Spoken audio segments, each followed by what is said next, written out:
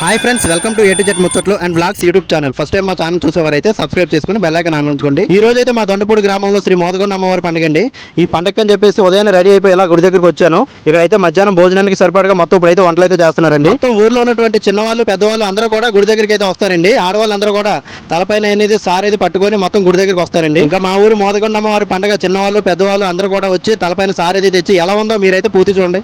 బంగారు తల్లివమ్మ మోదమ్మా నీకు భక్తి తోడ పూజలమ్మ మోదమ్మా.